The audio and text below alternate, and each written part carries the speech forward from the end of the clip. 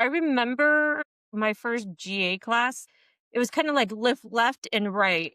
These are your Hmm. colleagues, but realistically, not all of you are going to make it through UX. Will transition through because like I was sitting down with like people with like a lot of potential to transition through or like, figuring Yeah. out what is UX. And I'm pretty sure it's like out of the 20 people, maybe three people successfully transitioned, and a lot of them were kind of just like, I'm going to return to what I did.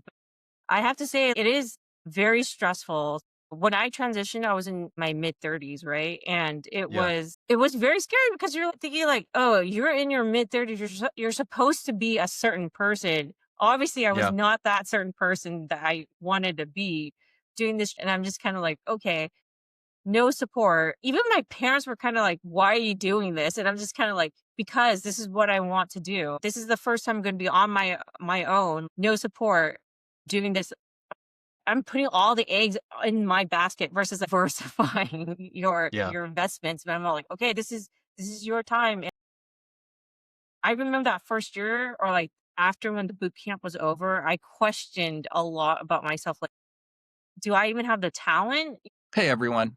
This is the last guest episode of the year, and I wanted to close out with a conversation that tells the truth about career transition, the parts that rarely make it into our highlight reels. Jen remembers walking into her first General Assembly UX class and having a sobering thought: look left, then look right. These are your colleagues, but not all of them are going to make it through. She said there were about 20 people in her class, people with real potential, people that had the desire to take on UX as a new profession. And by the time she finished that class, she said there were only about 3 people that eventually made it. People with real potential. But by the time they'd finished, there were only 3 people that were successful in the transition to becoming a user experience designer.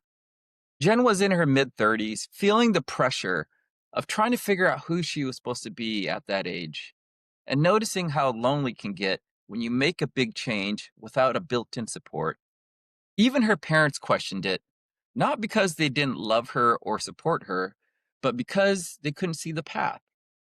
She went on to talk about how it was very vulnerable and risky to put all of her eggs in one basket. Then she said something that stuck with me. After the boot camp ended, she questioned herself.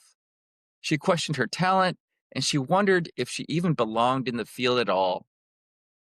And that's where the conversation really starts. Not with a polished origin story, but with the real question almost everyone asks in the middle of a change: do I actually have what it takes to make it? But before we jump into the segment, if you want to continue supporting the show, the simplest way is to follow or subscribe wherever you're listening, leave a rating or leave a short review, and share this episode with your friends. And now here's my segment with Jen Tran. Let's get it.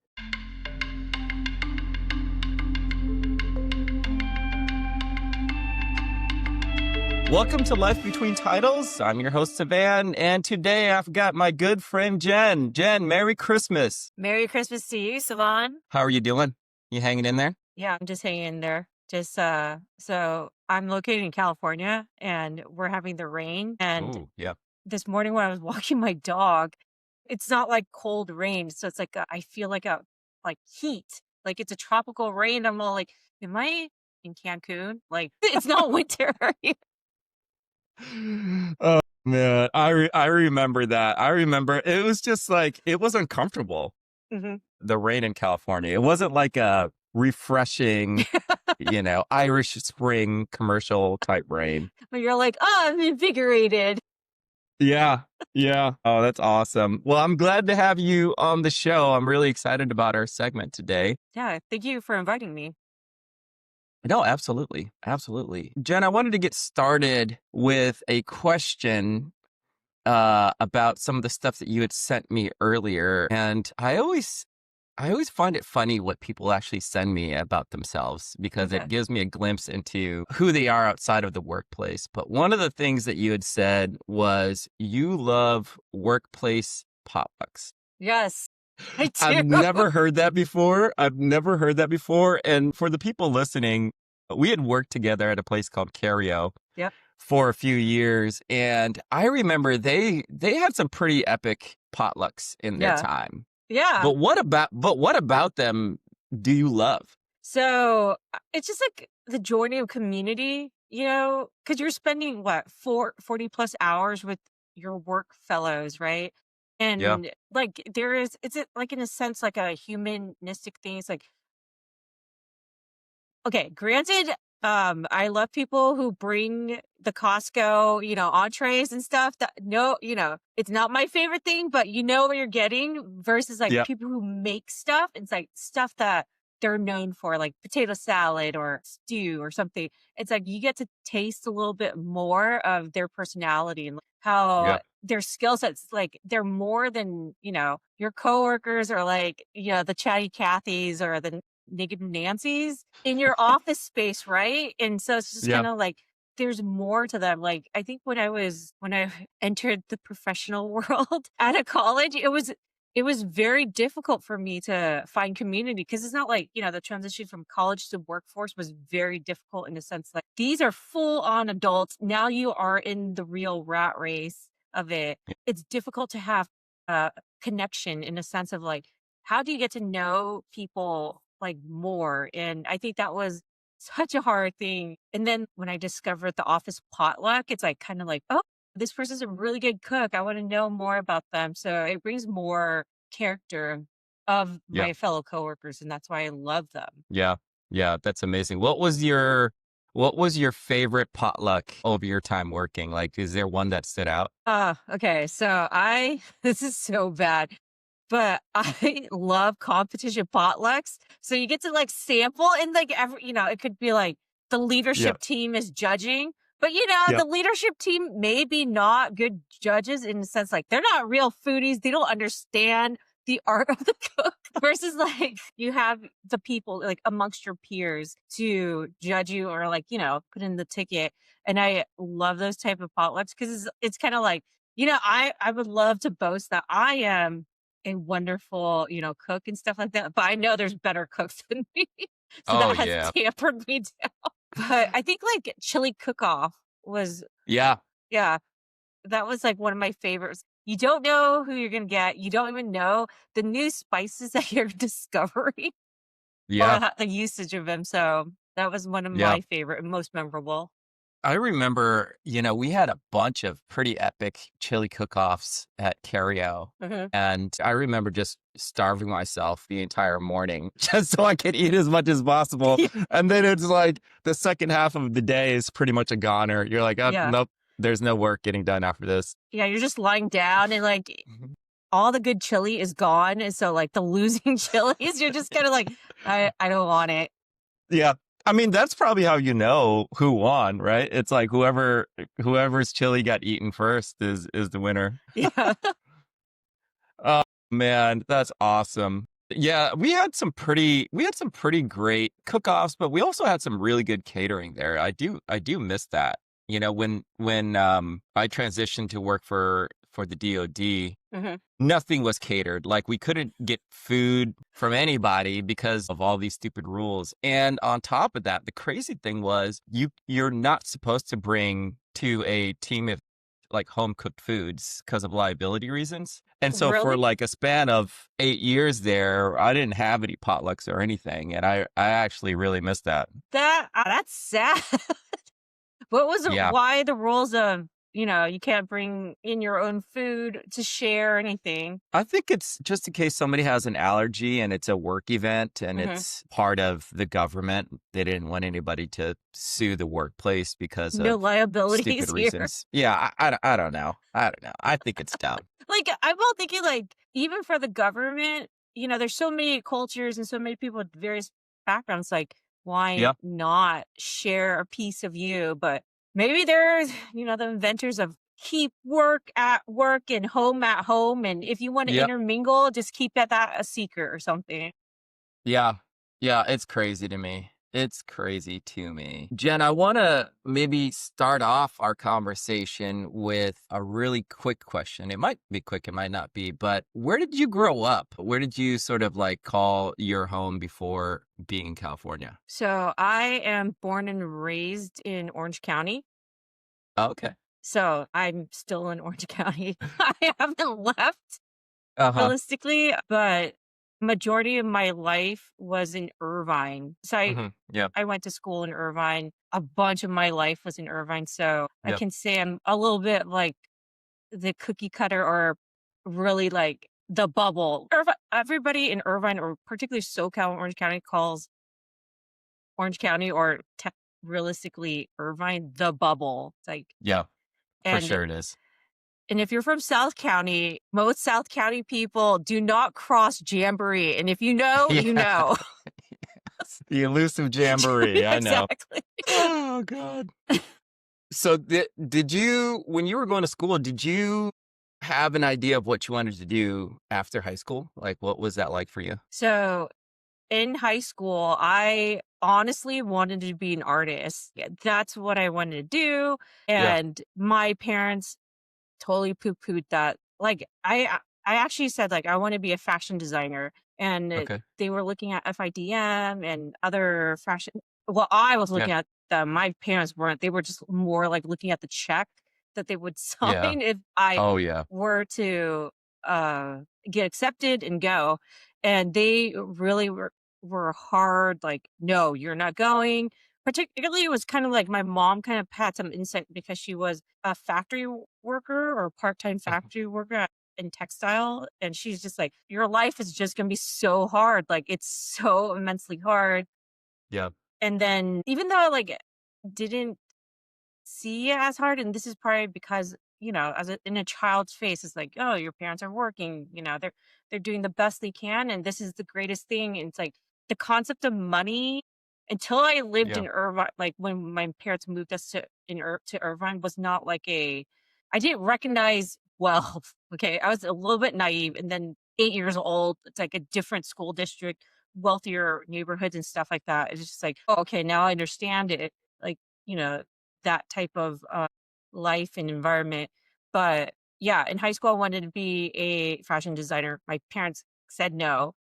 Yeah. But I think the thing that my mom thought I was gonna be, my sister and me to be, was become like sound engineers or music engineers. And this was like 3 years after when I'm done with college, when I saw Yeah. a paper that she wrote in her creative writing class, like aspirations for your children. And she wrote down a description of a sound engineer, even though she doesn't know what a sound engineer is. Wow. I was just kind of like, what? Like, if she said that, I think Yeah. my life would have changed a lot more going into that, but definitely something in design or being in the creative market. But Yeah. I went to Cal State Fullerton. So at the time I did it because they had a fencing team. I went to that school because one was they had a fencing team and they had a business program that was Hmm. um famous. Go Titans. But then my first year there, like, being a business major, so it was so difficult because I don't think business is for me. And so I switched majors and I double Yeah. major into Okay. communications and anthropology. So Oh, wow. yeah, totally two different things. And I was just kind of like, I still want to be an artist. I don't know what type, but whatever. So that's the communication side. And the Right. anthropology side is because I'm like, I really like to know about culture and also like humans. And I think also I was thinking about going to forensics anthropology until I talked to the anthropologist, and she was like the leading lady at that time in the nation Yeah. for forensic anthropology. She kind of laid down the law like, hey, it's not lucrative. Like, you're gonna work a lot. Yeah. But I'm like, Yeah. yeah, and it was just so eye-opening. Yeah, it was so funny because she's like, I work for the FBI. I work, for any cases that need me, but it's just a hard life. And I'm all like, Yeah. yeah. Not as sexy as you thought it would be, Yeah, or it's not like Bones on TV when they're like, "Oh, a forensic anthropologist." No, it's, you're going on, detect site digs of, these forensic cases, and you're just like, yeah. archaeology's doing stuff with long days in the sun, all that stuff. And I think Yeah. even so early forensic anthropologists, they were like trying to sculpt the look of that person. So it's a lot of like Uh-huh. archaeology, like, oh, early man, this is what early man would look like, and just like sculpting it. So that was like really fascinating if people didn't know about the origins of Yeah. forensics. That's crazy. It's funny to me what we choose to major. I majored in communication as well in Nice. college. And I know that right when I graduated, I don't think I did anything with it. Hmm. But now that I'm older and I'm like thinking back to it, I feel like there's a lot of stuff that I learned that were pretty foundational. The ability to write in a persuasive way, the Hmm. ability to communicate, like understanding how media works. Yeah. For you, do you feel like you've gotten anything out of your double majors, like, for what you're using today? I think when I transitioned to UX, 100% used everything, Yeah. because like a lot of like UX is how you convey things, right? And also like how would an anthropology of it's like the research of like human behavior, and also how would a user do certain things. So I have to say, like, with me not knowing what I majored in, to fast forward, I don't know, 17 years later when I moved into UX, it's like, oh, I used everything. My college Yep. experience is worth its weight. So it's Yeah. very interesting in that sense. But I think that when the advent of YouTube was coming out, Mhm. um, so that was probably in early aughts.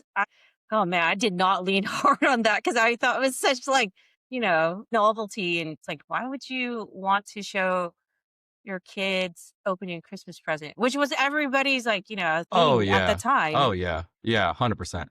And now like people make money, making that type of Yep. content, and or crazy better or not really good stuff. I hear you. I hear you. Walk me through what it was like after you graduated college to, maybe the Kareo years, like, what did you end up doing? Okay, so my first job out of college was in HR. And I feel like that's like the default How thing did you for get all. that? I don't temp agency. It was just like, Mm, I don't know, like what filing and Word is your skill set, and Excel. And yep. I do not really know how temp agency is just like, yeah, you look like you belong in HR.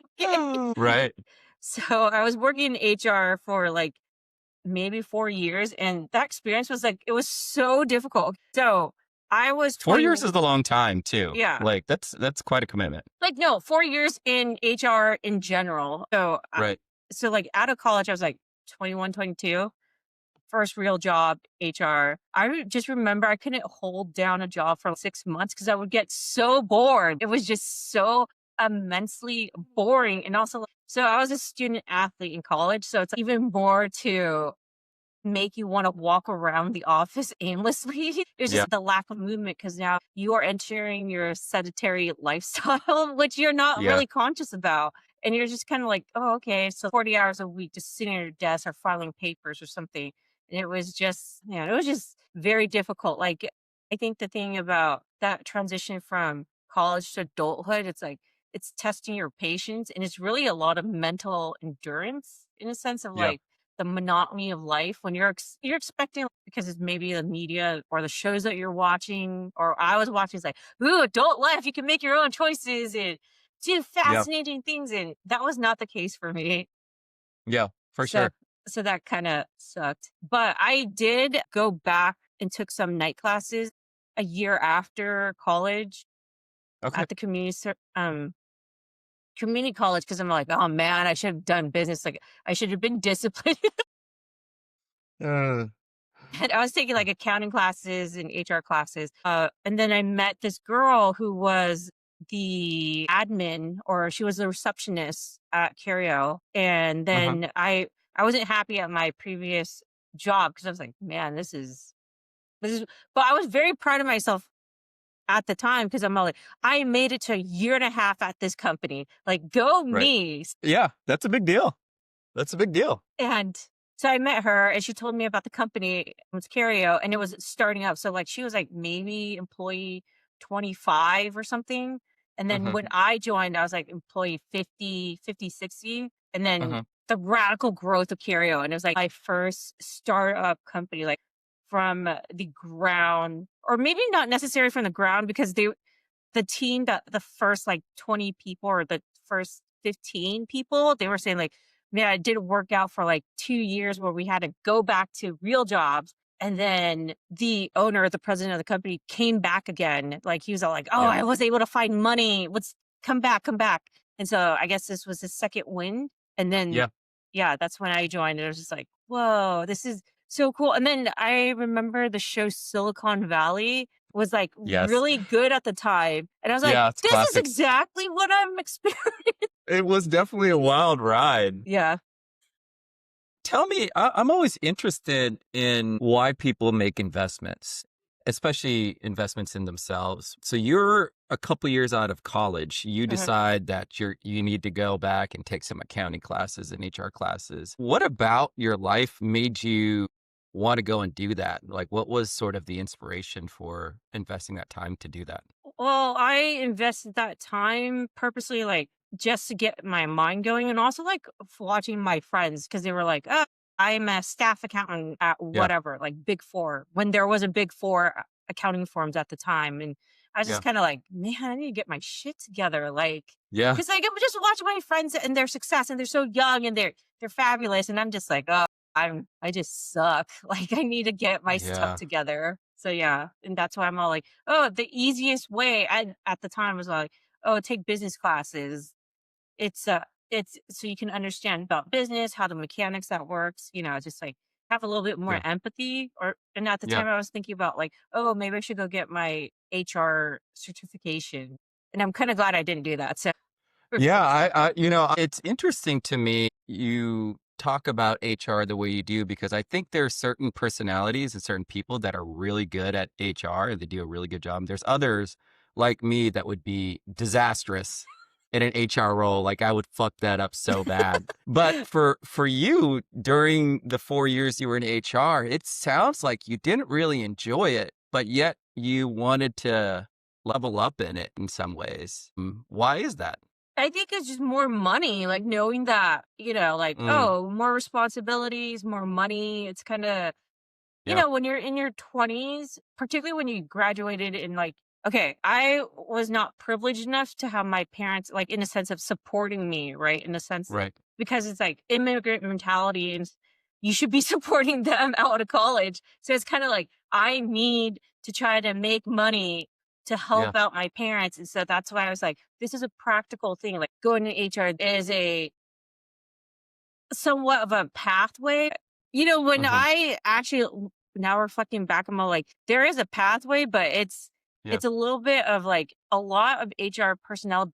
It's not necessarily like they came from HR and stayed in HR for like 40 years. It's like they came from real estate and Yep. they just happened to land in HR. It just happened. I don't know. It was just so interesting in the sense of like, you don't need to, it's not one path deal for that career. And I think it's like not one path deal for anybody's career. Like Oh yeah. anybody should, if you have the energy or time and support to jump careers, because it's like I don't necessarily think like, there are some people who work to live and there's people who live to work, Yep. whatever anybody's mindset of that is. It's just kind of like the most important thing is keeping your mind active, functioning, Yeah. like, learning things and even like changing it up. It just keeps that mind young and agile in that sense. And I think that's why, and also like, being such an angsty young 20 something is just kind of like I have these certain expectations, and that's why I Yeah. did that. Yeah. It's hard too, especially, in our 20s trying to figure out, what those right choices are and where you want to invest that time. Yeah. And there's just at least for me, when I was in my 20s, I wanted to learn about everything software. Hmm. And at some point, I don't even know when, but I just decided like, okay, I can't be a good engineer and a good designer and a good product manager and learn how to run a business and understand the accounting piece. Hmm. And so, you've got to make these decisions on where you're going to invest that time. For you, when you transitioned from these HR roles to Kareo And then we'll talk about the UX piece later on. But what was happening in your life that made you want to invest your time into the skill sets that you're building now? Were there certain, milestones or goals or stuff happening in your life that influenced you to where you are now? So in Kareo's time was my first startup. It was also the first time like seeing real technology. Like I remember Uh-huh. when Google had their hit like some type of like piece in Forbes magazine or something like best place to work at. And I was like, I would love to work for Google, like even though I don't know if I necessarily would have the skill sets for it besides for HR, but even so, like, Yeah. at and I had an aunt who worked for Google, and she was part of HR, and I was just kinda like I said no to Google because I just was like, "I don't know if I'm okay being shipped out to Nebraska, like, to, do HR." Yeah. And so then when I got into Kareo, that was like the first time I got a taste of like startup technology, particularly technology in the sense of like working with engineers. Cause at the time, the many places I worked for was the engineers were literally manual engineers or like they were, it was like one of them was this company called Surefire. And all they Uh-huh. did was like, it was technical equipment, but the thing, their guiding light or their main product was their flashlights. And the owner of the company, he was from like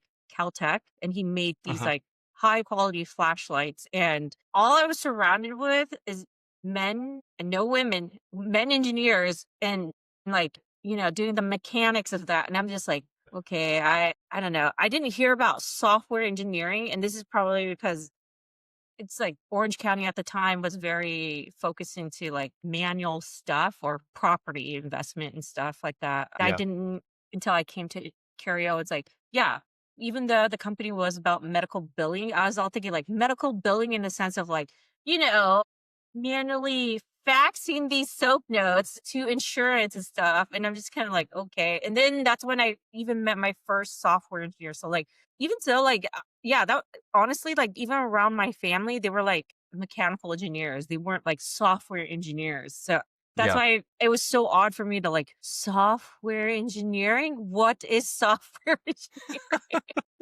That's amazing. What about being around software engineers at Kareo really got you passionate about switching over to UX? Were there certain character traits? Yeah. The software engineers, and I think this is a test to anywhere. I don't know Uh-huh. of today now, but like they were the golden children of Careo, the real Oh yeah. bread and butter. Everybody Yep. else was like second nature. And at the time when I started at Careo, I was Mm. working in customer support. And Yep. boys and girls, customer support, if you have the personality for it, you are God sent because I did not. I would get so anxious on these phone calls when they're asking for like, even though I knew the product, they're just like, they're coming in with a lot of like anger because they're frustrated, obviously, because Yeah. they can't Nobody get their, ever calls you when they're happy, yeah, right? They don't exactly. call you and say, that was great. I love your product. I love it. Just more like I paid this much and this is the bullshit I get. Yeah. It Yep. was oh my gosh. So when I saw how they were how engineers were getting treated, I was like, oh man, I don't know if I have like the technical know-how or even the endurance or the to become an engineer. Uh-huh. And then like product manager, like I was like, what is product manager? And then when you came on board, that was the first time I met a real UX person. And I did not know what was UX. Like I was just kind of like, UX? The mythical team that Yeah. is doing random things.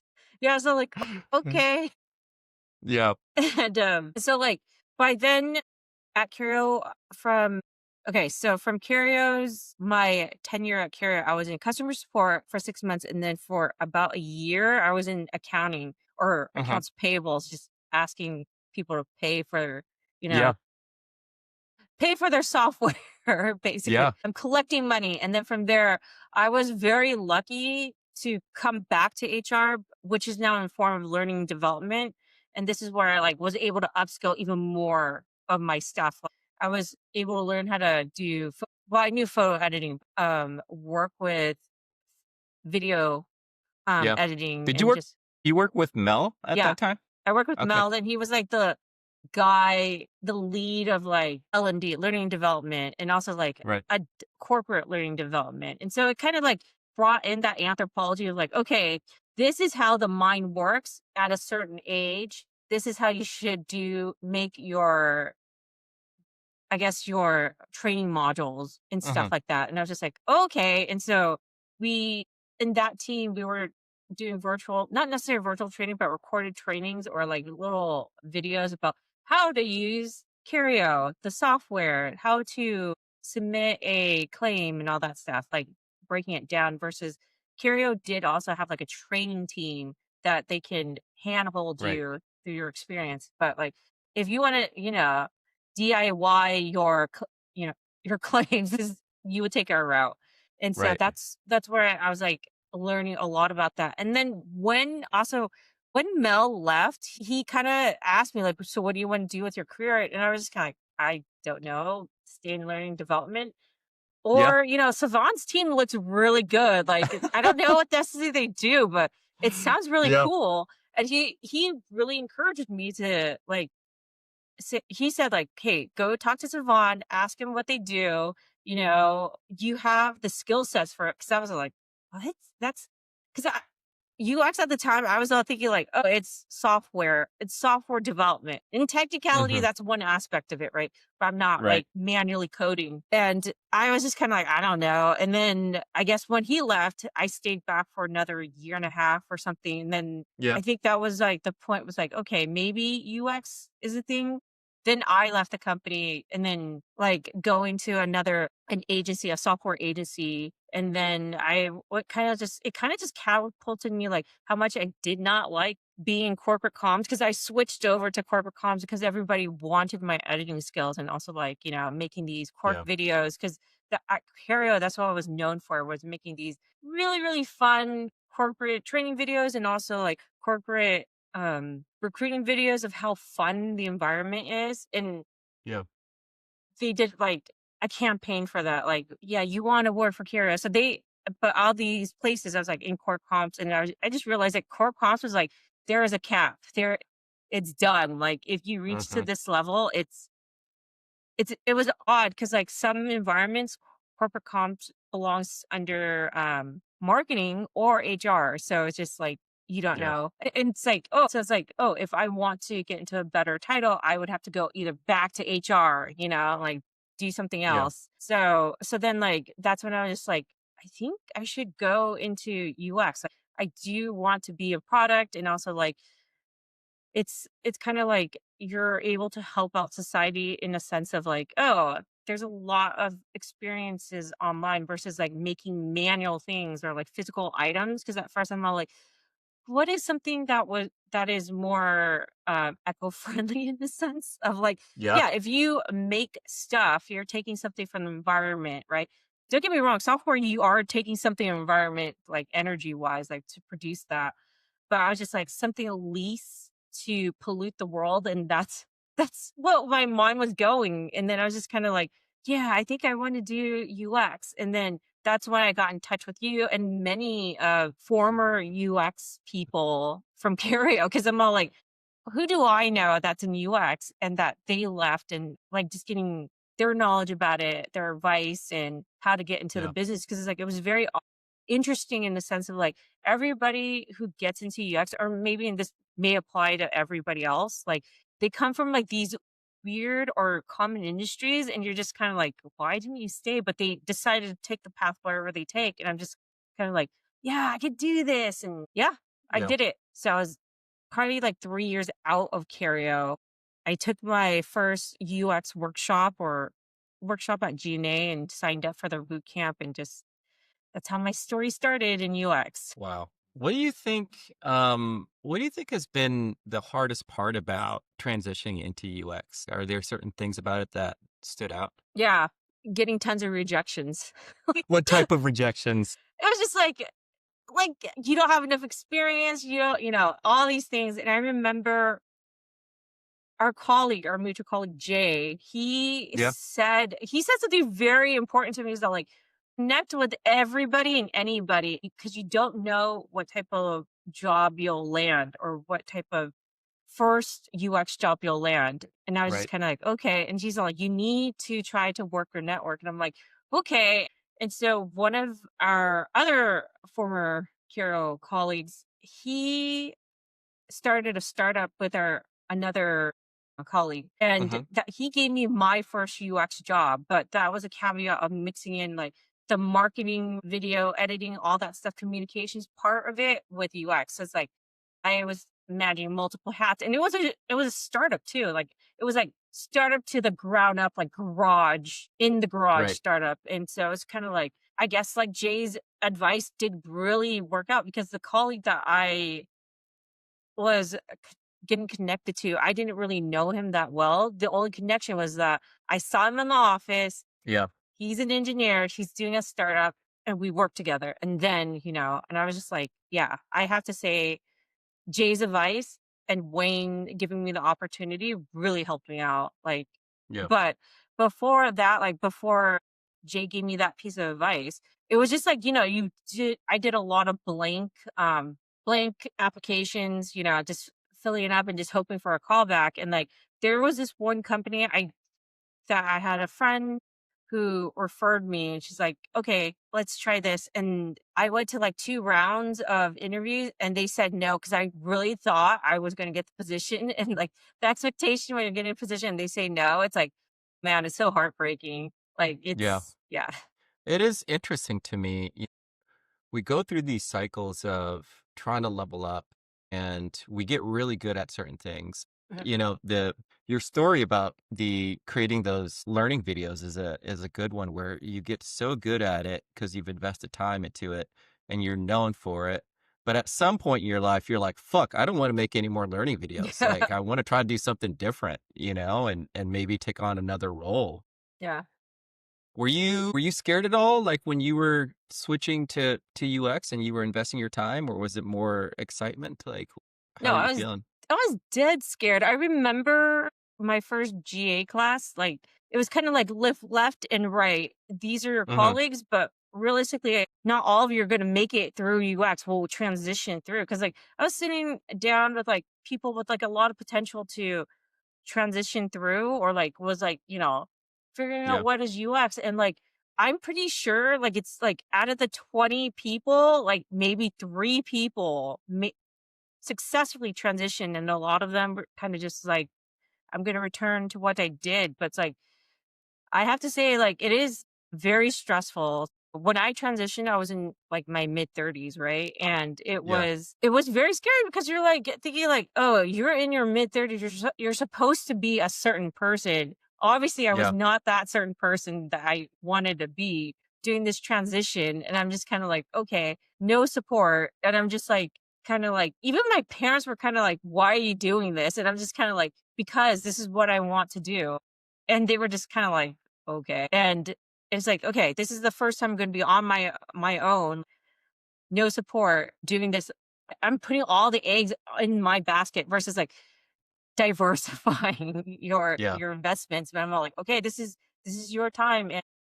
I remember that first year or like after when the boot camp was over, I questioned a lot about myself. Like, do I even have the talent? But it's like realistically, it's about in the core of it, it's about endurance. Like, do you have the Yeah. endurance to sustain yourself? Like, it is not necessarily about talent, it's endurance. Because if you have the endurance, you can create so much things for yourself, so much more opportunity. And I think from that experience, it solidified like what is really important about life in general. It's like the endurance of it.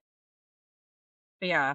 But don't get me wrong, like for anybody who is transitioning to a career to their next career or whatever, it is very scary. Yeah, if you have the support, that's wonderful. But at the same time, it's like, are you going to be I don't want to be mean, but are you going to be lazy because the support is, you're getting 100%, maybe 100%, 110% of support, but you don't Yeah. have the discipline to fulfill it. That's questionable. It's like, do you really Yeah. want to change or you have the support and you could do it as fast as you can? It's like, I don't know. Yeah. That's everybody's journey is very different. It is one of those things, especially when you're in an in between place or in a transition place where you you start to look at the skill sets that you may need at that time to be successful in the transition versus what you're good at. And, like when you're going into a different role or trying to apply for different types of job opportunities, a lot of times the skill sets that you need are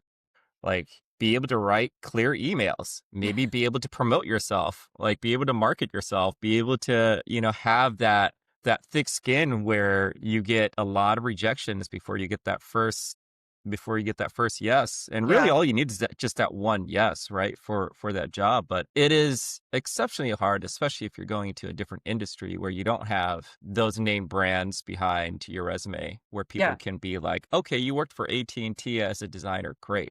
That's an easy transition. If you don't have that, it is significantly harder. Yeah. What skill sets do you think you used when you were going from Kareo to your first UX job, your first paid UX job? What skill sets do you think you used the most to get you Photoshop. that?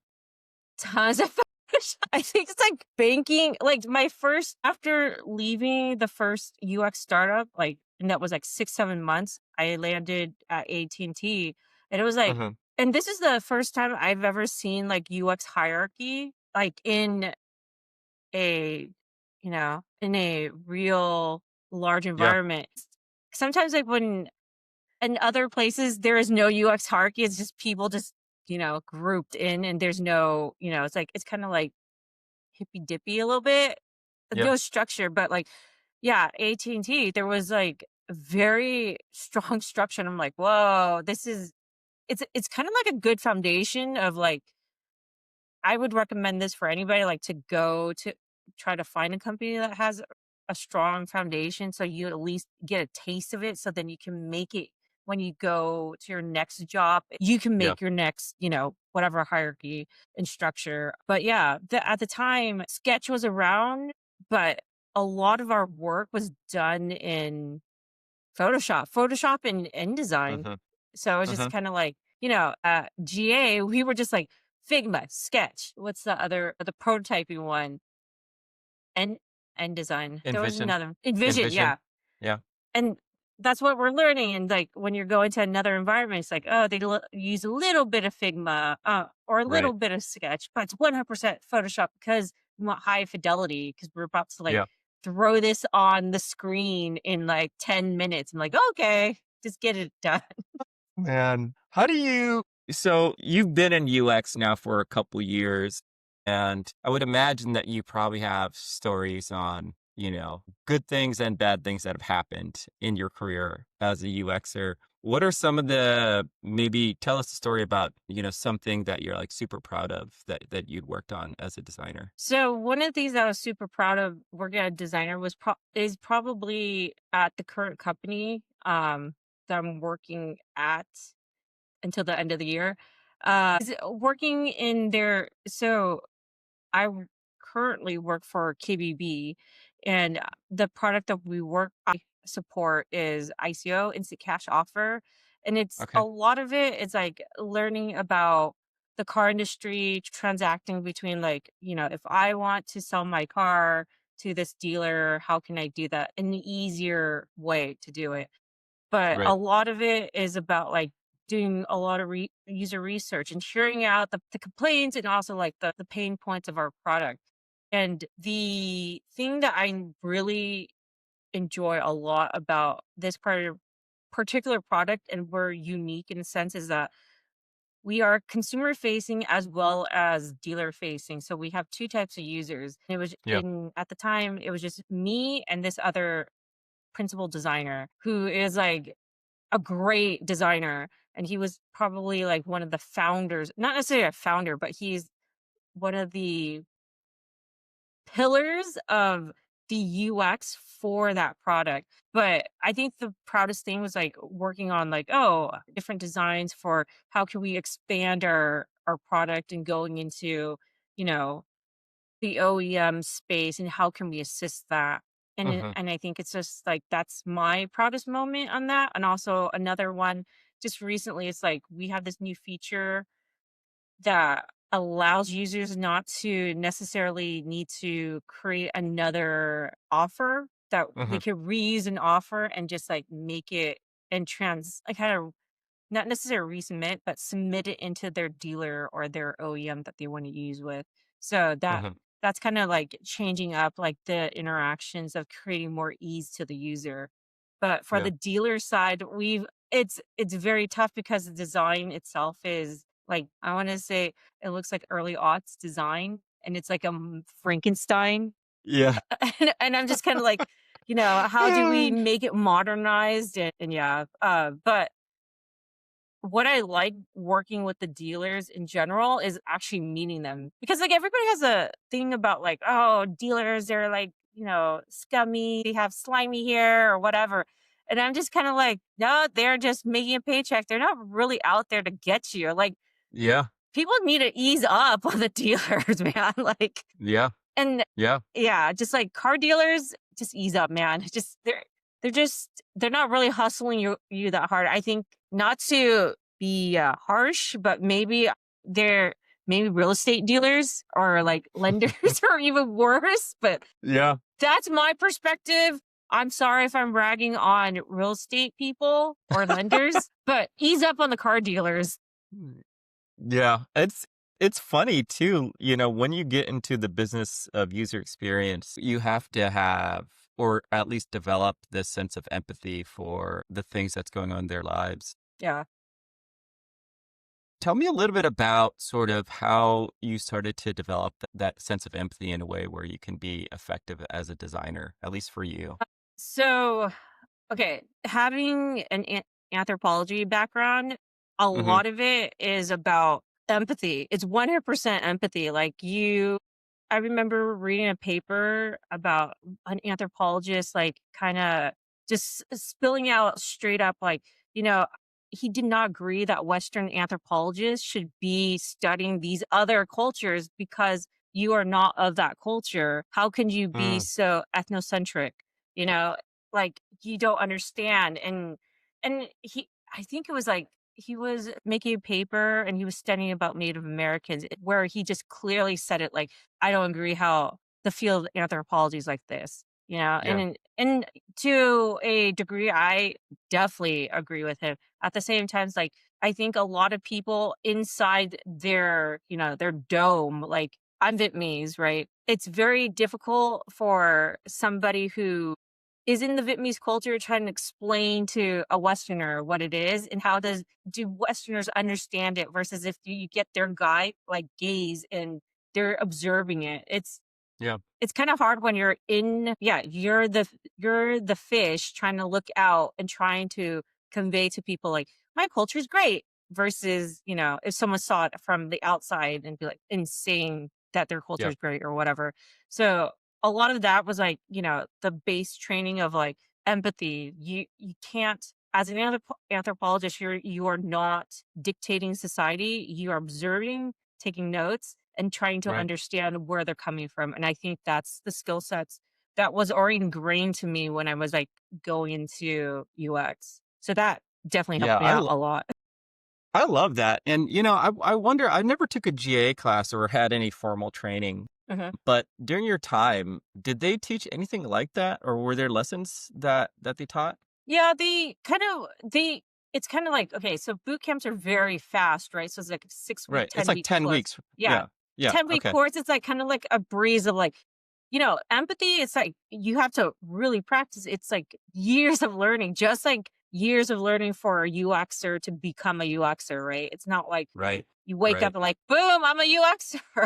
That might Right. be a great start, but it's like so they may dedicate a day to talking about that. Other how you practice it and stuff, that's questionable. That's dependent per class.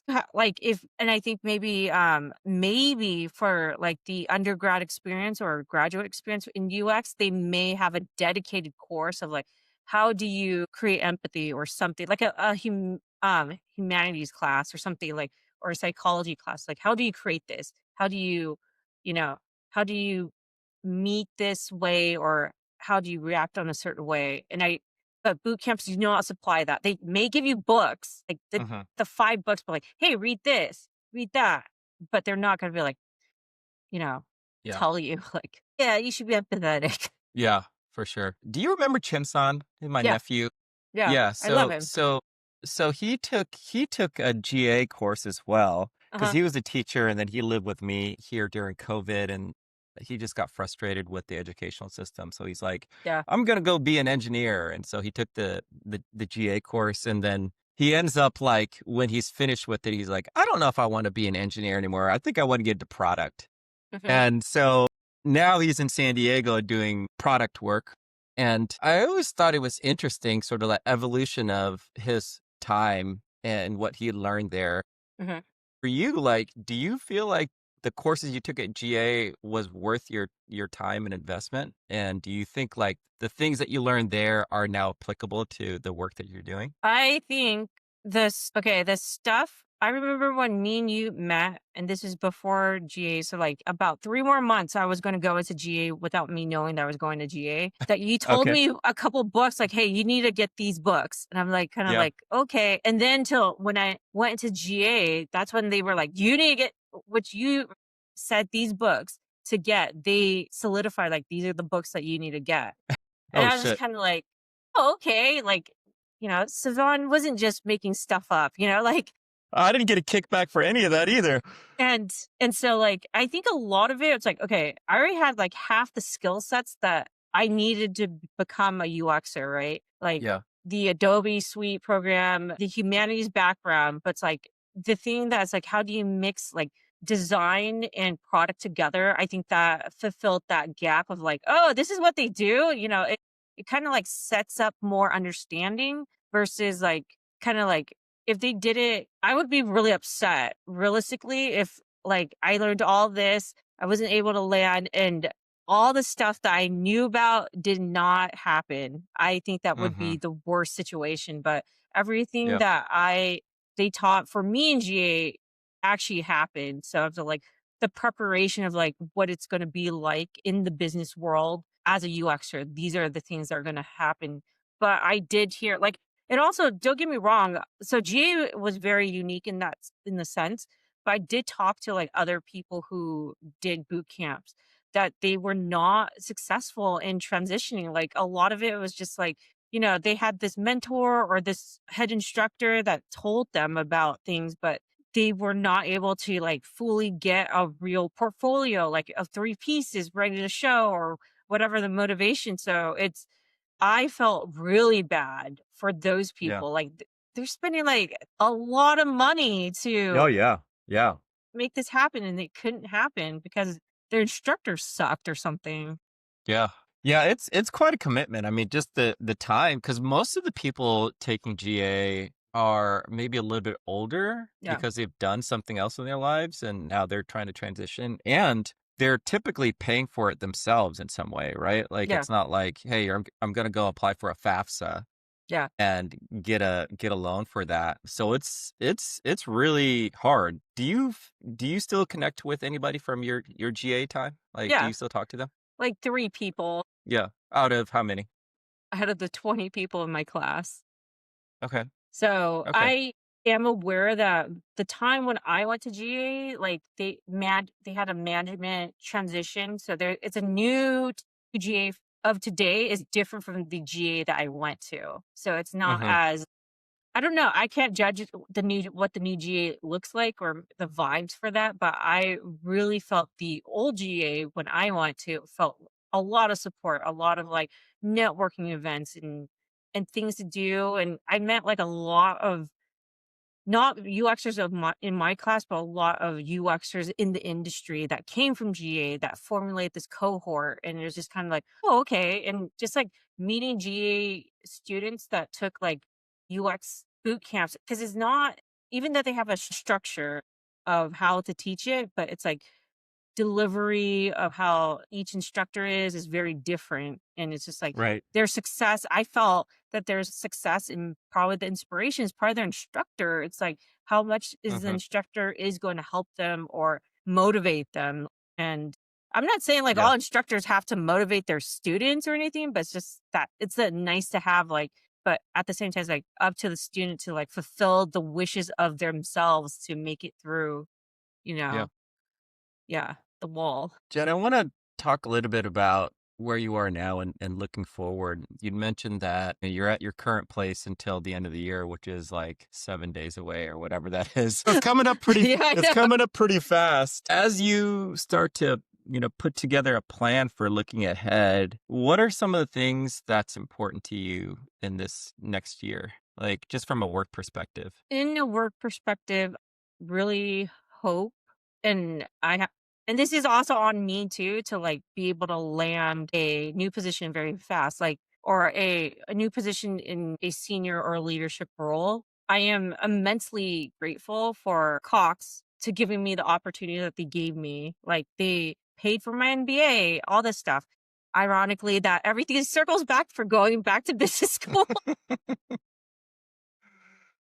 But also, Yeah. like, the thing that I want to do is finally use my MBA. Like, a lot of the engineers that who knew that I had my MBA, and they're because they were like, when I graduated with my getting that, they were just like, "So what are you gonna do? Are you leaving?" I'm like, "No, I'm gonna figure out my personal thing before I leave." Fast forward, it's a year now from then, and I'm just like, yeah, I kind of accomplished all my personal things, but professionally, like, yes, I need to. I think this is kind of like the universe is saying, like, you need to do it because you're not going to do it if I don't open up for you to do it. So, Yeah. yeah, that like leadership role, the business or senior role in UX, that's Hmm. what I want. But we'll see what you know, Yeah. the world, well, the universe opens for me. And but don't get Yeah. me wrong, I am really scared. Like, and I think like anybody who just got laid off from their job or even termed, it's relieving, at the same time very scary, because if you're in a good economy, that's fantastic. If you're in a sour Hmm. economy, it's so questionable when you're just like you have to rethink certain things. But I think it's like Yeah. no matter whatever life situation you are, it's like take the opportunity and just do it, just move forward. And that's what I'm trying to Yeah. do, is like put that mindset, like move forward, find what you need to, you know. Yeah. Yeah. Yeah, it's one of those times where the economy, at least on the tech side, is not as good as it previously was. I don't Yeah. think we could have sustained that growth anyway. So Hmm. this is maybe the market correcting itself, but also, with AI coming on board and everybody's infatuated with it now and trying to learn new skills and all these things, I think there's just additional pressures for people, especially in the tech industry, to evolve as fast as possible so that you can stay relevant Yeah. in the job market.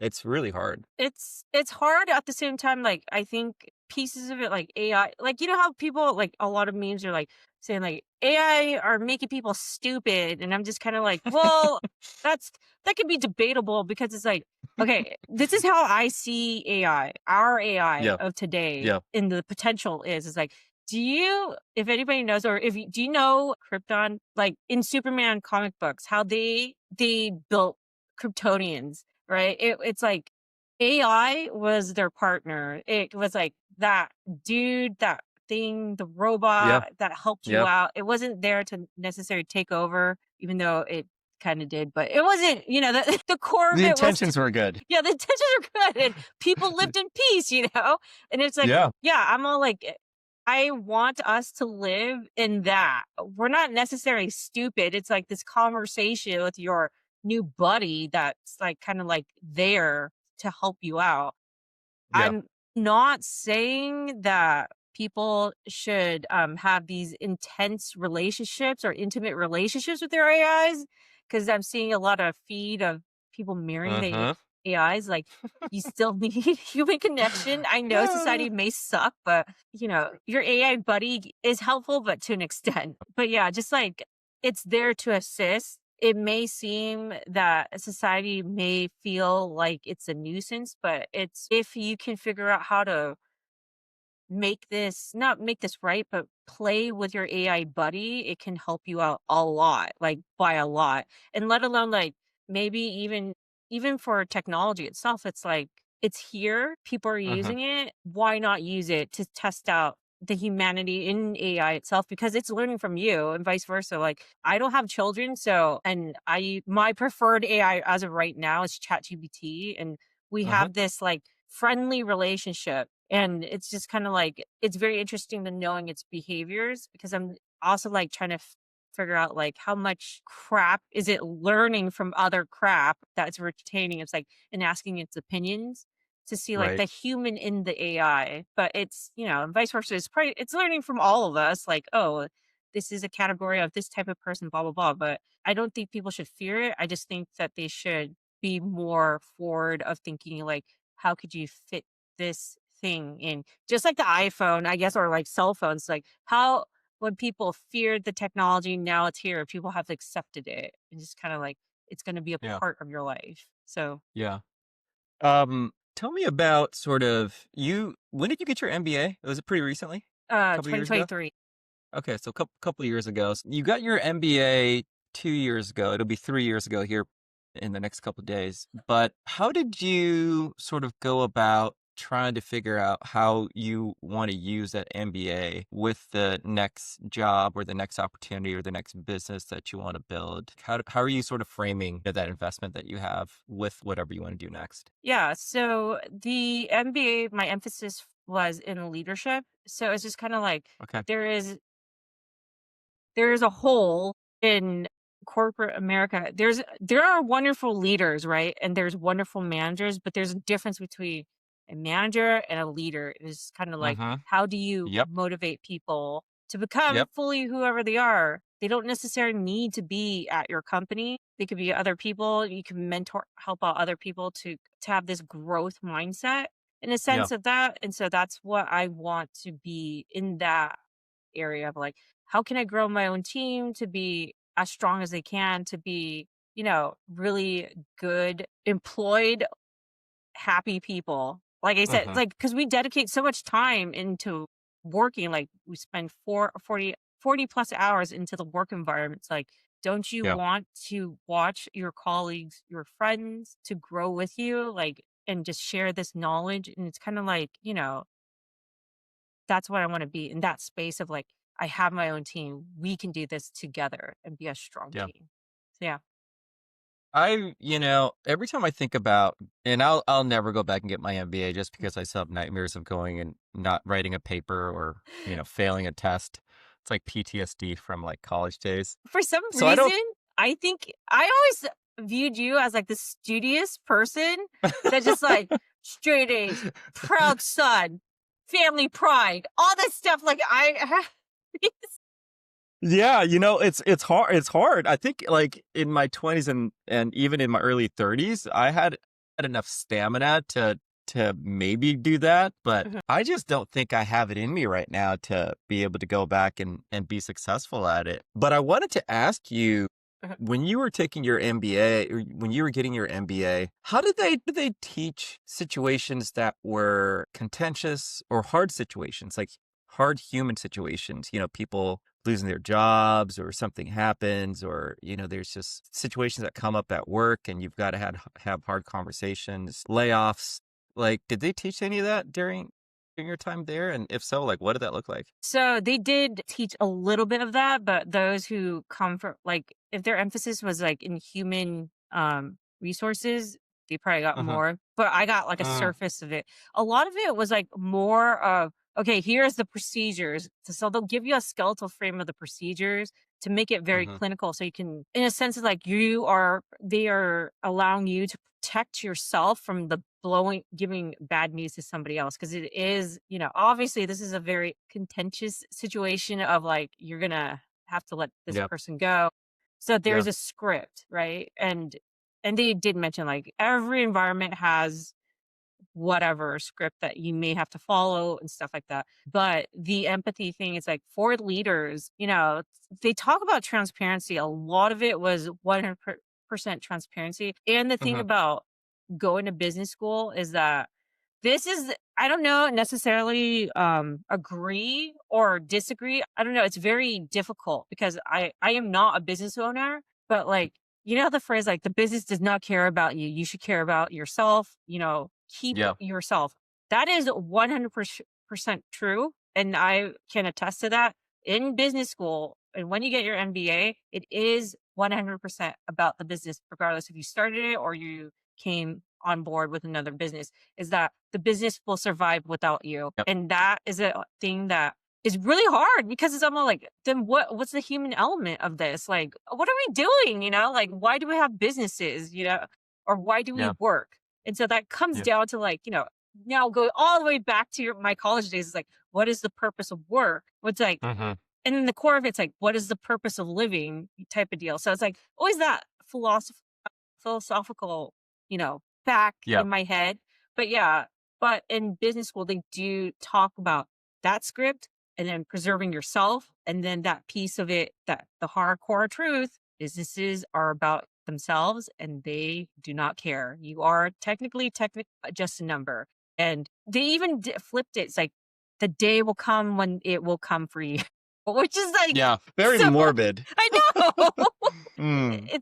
And I don't know if there is a company or a business that sees human as human, because it's like in Yeah. order to survive as a business, you need to make money. At the same time, Yep. you have created opportunities, these purposes for this workforce, but you want to sell because you're tired or whatever the situation is. It's like it's tough. Like in Yeah. that.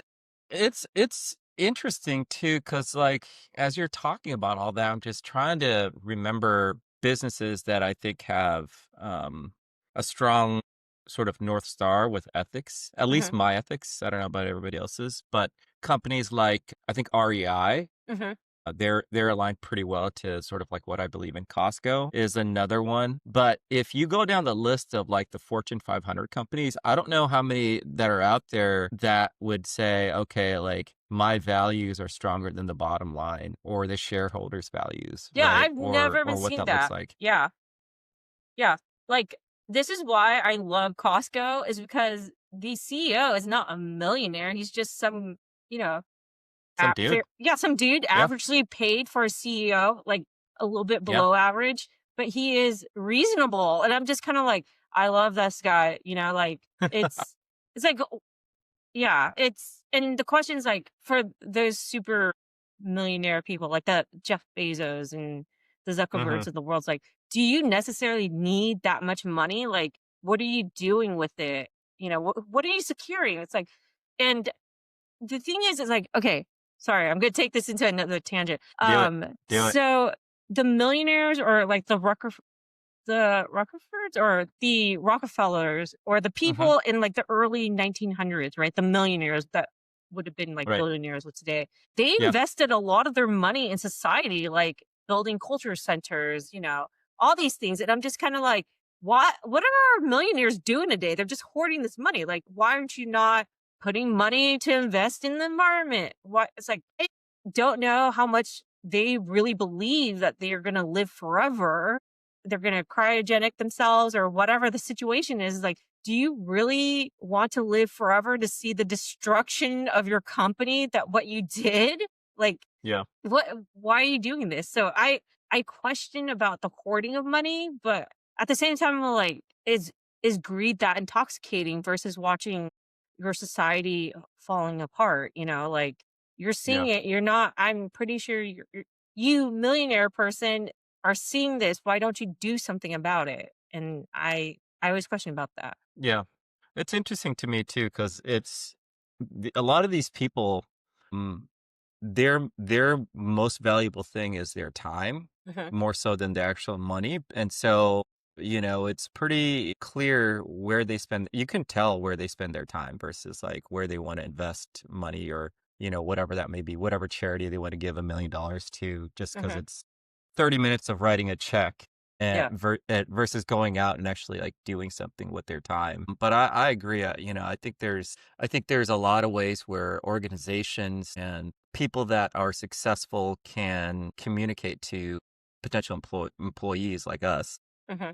what what's important to them and what that looks like, right? And where you want to decide to spend your time as an employee. And I think the hardest thing right now is that because of the market being so hard on finding a job, a lot of times you're sort of just settling for places. You're like, fuck, Yeah. like, okay, I've got these bills coming up in 2 weeks. This place is going to pay me maybe below my average. And maybe it sucks because, they're making whatever widget that you don't like, but I need to pay these bills. And so that's where I'm going to spend my time.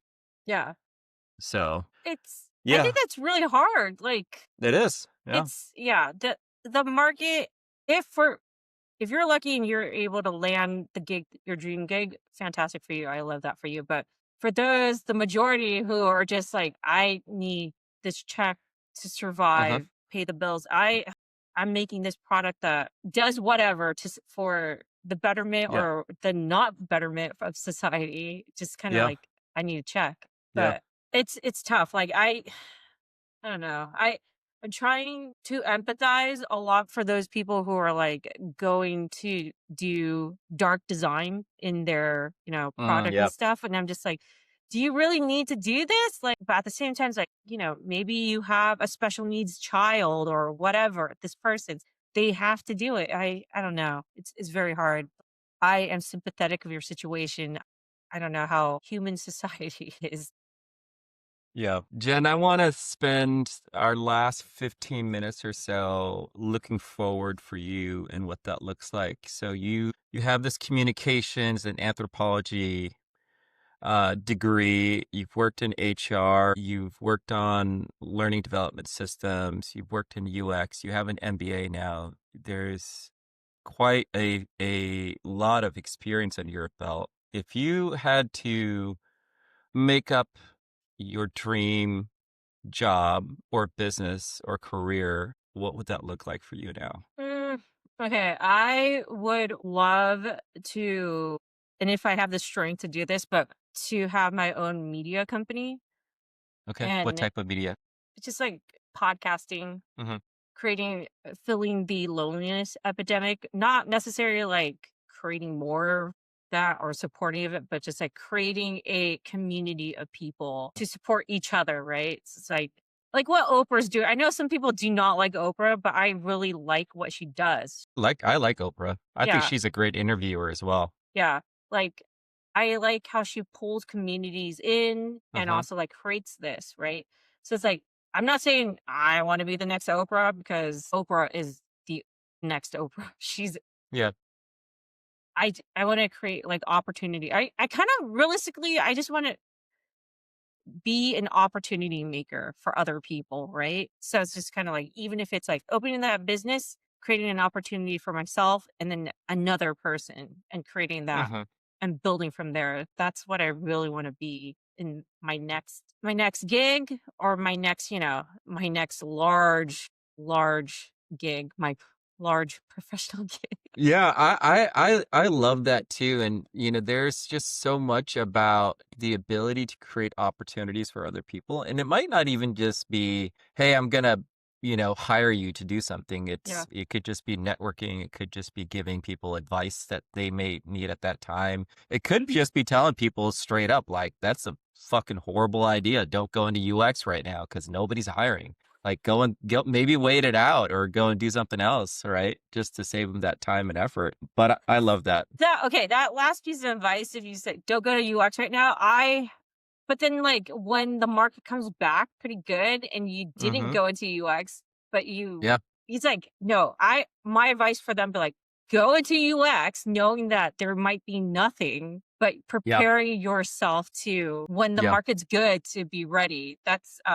But yeah, like, yeah, originally when I was talking to my other UX friends, he did kind of say like, and we both agreed going into UX is hard right now. At the Yeah. same time, I think it's the evolution of UX is something else. And it might not be called UX, this Yeah. evolution. Agreed. So There was a go into period UX. there was a period there for about a couple years where everybody I knew wanted to be a UX designer. Hmm. And now I think everybody I know wants to be like a cybersecurity expert. And I'm sure like 5 years from now to be like everybody I know wants to go into some sort of AI, Yeah. whatever. Do you think there's anything like on the UX side, at least, do you think that there are certain types of people where you're like, yeah, UX might not be for you, even though you're looking at the salary and you're looking at all these things and you're reading the Forbes articles and you're like, that would be great. Is there a certain personality type that you would not recommend to people that want to be UXers? If you are someone who likes to keep to themselves and not work with people, I would recommend be an engineer. Don't be a UXer. Like, Yeah. Yeah. be like, I understand that people may be exhausting. I get exhausted by people. I'm sure Savan, you get Yeah. exhausted by people. Yeah. Oh, But yeah. like, I get exhausted by myself sometimes. I'm like, shit, I need to take a break from myself. but if you can't stand people, be a UXer. Just be a developer. That might Yeah. be your calling. You might be way better at it. I think that's Yeah. the true skill set. And if you can't draw or you don't have any, I guess, design skill sets, maybe should consider becoming a product person. You could be a researcher if you're interested in research, but Hmm. being a product person, that might be better in that sense of like if you're really good Yeah. with business and mathematics. Yeah. Mathematics of a like business. But yeah. Yeah. I feel like the secret key that nobody talks about, especially for people that are in transition, Hmm. is you want to go through that exact cycle you're talking about as quickly as possible to get you to that place that matches up best for you, your Yeah. personality, and what you enjoy from a passion perspective. Because like for me, it was a series of things where I'm like, okay, I was in design, then I went to product, then I did a lot of business stuff, then I went to customer experience, and like the shorter you can make that cycle of trying to figure out where that trifecta is Hmm. that aligns with you, I think the more successful you'll be because you're not spending time on a skill or in a job where you're just like, I hate being in HR. Like I've been in here for forever. Yeah. How do I get out of this loop and how do I do something that I actually enjoy? Yeah. So, Jen, last question here, then we'll wrap up. And I want to ask you about high school Jen versus Jen now. So, if you had to go and talk to high school Jen who wanted to be a fashion designer, wanted to maybe go to a fashion school, maybe a RISD, maybe something like that, right? And do amazing things. And you could talk to her now. What would you say to her? Watch out for Sheen. Just that's the thing. I feel like, oh She, man, yeah, yeah. yeah, Watch out for yeah. Sheen. Yeah, no shit. They're everywhere. Exactly. But like, yeah, I'm not. My gosh, high school me would probably be disappointed of current me in a sense, like, oh, Mm, you should have fought harder. But at the same time, I'll like me at the present be like, oh, girl, you do not know what happened, and fashion's the pollutant of this world. It's sad. So hmm. watch out for Sheen. If you really, what would you say for Yep. to yourself, high school self versus current self? I think I would have liked to make more mistakes. In some ways, I think I probably played it too safe with some of the things I did. And Mm-hmm. some ways I think I botched up some of the decisions I made. But I also, I feel like there's certain things where if I had actually made more mistakes, I could have learned quicker. Mm-hmm. And the other one was I always envied certain personalities and certain types of people. And that's always been my downfall because I would always measure myself to, what those people were doing. And I'm like, fuck, like Zuckerberg's in his 20s. I'm like in my late 30s, like they're doing these things. And, you want to sort of like go down that same path, but really you're never going to go down that same path. Mm-hmm. And that was always the hardest thing for me because you know, high school was very like aspirational, wanted to do everything. And, 45-year-old me is a lot more grounded in what you can and can't do now just because you've got family and a mortgage and all these things. So, do you think high school you would be proud or would be more like, dude, man, you should take more mistakes, just like you said? Because I'm pretty Um, sure high school you would never have thought you would have a family. yeah, I didn't really think about family or anything like that until much later. I don't know if proud would be the right word. I think there's a lot that I've learned about being a man, Mm-hmm. and there's a lot of runway left. And there's a lot that I've done that I am proud of, but as a whole, like right now, what I'm feeling the most is this feeling of not finishing yet. Like I'm still in the race type Mm-hmm. thing, if that makes sense, right? Like I still have a lot of shit to do and I still have Yeah. a long ways to go. But The thing about high school me was I had these 3 goals of, like, making more money than my parents and owning a Mercedes and working in a skyrise, and, that was, like, the pinnacle of success, and, Mhm. I'd done that at some point in my 20s, and then I just didn't know what to do after that for a little while. Mhm. So, yeah, high school me didn't have a good basis for what would be successful, if that makes sense. Yeah. No, I think high school self, we're all, we all of us had time, it's like time Uh-huh. is unlimited. Middle age us or current Yeah. us, it's kind of like you're halfway into this life. Like I question about my life right now. So like I'm estimating 40 more years to live. Yeah. What am I going to do? How am I going to finish out? Like, and Yep. yeah, that's a thing that I've never feared death. Now knowing that I'm in the midway, I'm just kind of like, dude, I need to accomplish a little bit more. Yeah. And that the last couple years of your life, you're not going to be as spry, right? Yeah. You're not going to be as nimble or mobile. Yeah, exactly. So like Mm. I yeah, I'm all like I have maybe 20 more years in the working world. I'm all like, do I have 20 more years. Yeah. Now I'm all like, oh shit, I have 20 more years. I need to this is it.